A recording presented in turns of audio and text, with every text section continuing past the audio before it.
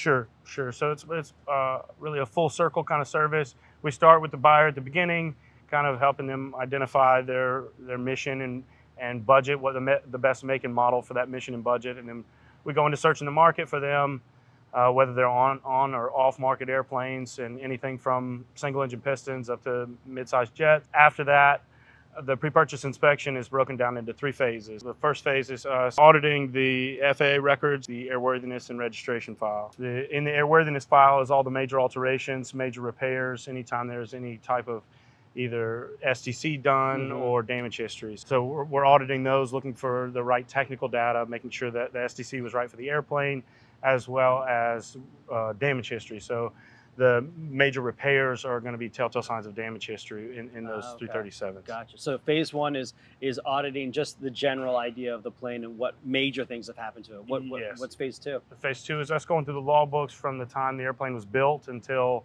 now, looking for maintenance trends, utilization history, AD compliance, airworthiness directives compliance, and then again those major alterations, major repairs, to make sure that anything that is in the logbooks, the FAA has it.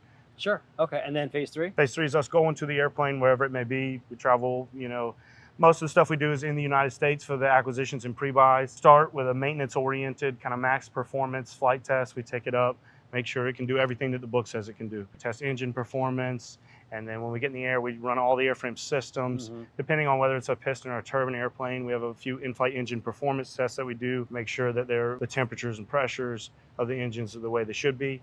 And then we shoot a couple approaches with the autopilot on, making sure that all the avionics couple with the autopilot the way it should. Yep. Once we get on the ground, we do compression check for pistons, mag timing for pistons. For turbine airplanes, you do a bore scope as well as the pistons. You're doing a bore scope. In the piston airplanes, you're looking more for cracking and discoloration of pistons or exhaust valves, intake valves.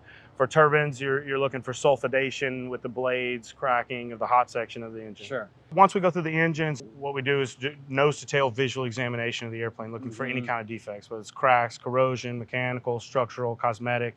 And then at the end, we make 10 to 15 page report, and it's everything you could want to know about the airplane, with a valuation that you could take to the bank and get a loan on. Right. Appreciate you checking out this video. Before I continue, I want you to go to theultimatejetguide.com, where I've put together a full guide for jet buyers like yourself.